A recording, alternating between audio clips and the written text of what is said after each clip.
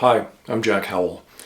Maybe it's a mistake to lead off a video with an if, but if you saw and liked my video Best Metronome, or perhaps the video called Metronome Friend or Foe, I have a book to recommend. Actually, I recommend it regardless. I may be late to the party, but I was unaware of this book, so you may be too. Actually, I found it accidentally. I'm not much of a fiction reader, but my colleague Ron Samuels recommended a historical, musical, medical novel called The Eyes of Bach by his friend Mark Moskovitz. So I bought a couple of copies for retired ophthalmologist friends. And it says right here, award-winning author of Measure in Pursuit of Musical Time. Now we're talking. That's exactly my kind of book. Measure in Pursuit of Musical Time details the history of the metronome as a mechanical device, the history of the complicated relationship between classical musicians and the beat, and the evolution of attempts to convey the composer's intended tempo over time and distance. To which one might think, as did Beethoven, at least for a time, that the arrival of a relatively accurate, relatively inexpensive metronome solved that problem once and for all. That it actually didn't is another interesting facet to this book. I have my own history with the metronome, you have yours. Whether you love or hate the thing, I think there is real value for both the serious performer and the music enthusiast in considering musical time in a historical and philosophical sense. If nothing else, it's a different lens through which to examine music.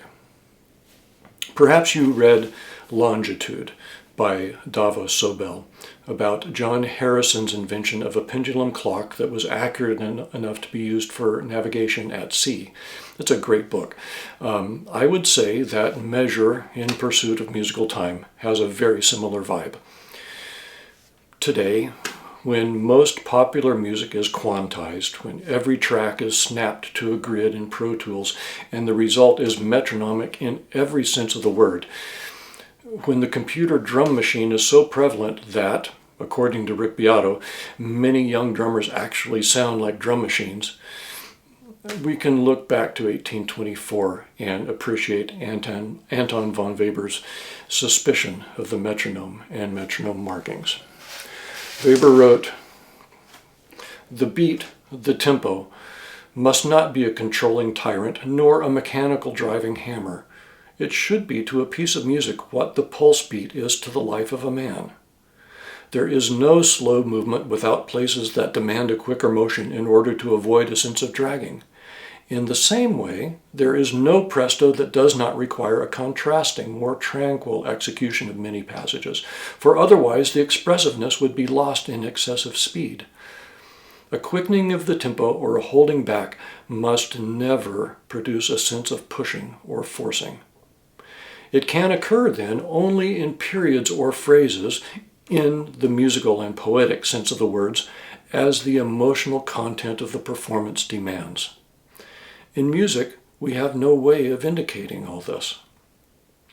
It resides only in the feelings of the human heart, and if the feelings are not there, nothing is of any avail, neither the metronome, which serves only to prevent the grossest misunderstandings, nor the expression marks, which are unsatisfactory, but which I might be tempted to use in great abundance if the warning of repeated experience did not remind me that such indications are superfluous, useless, and generally misinterpreted." Close quote. We must sympathize with Weber. On the other hand, as a teacher, one does encounter some pretty gross misunderstandings, and one of the least negotiable requirements for winning an orchestral audition is the ability to play with an excellent sense of rhythm, which is a different thing from playing metronomically. But the metronome remains our benchmark, so we're stuck with it.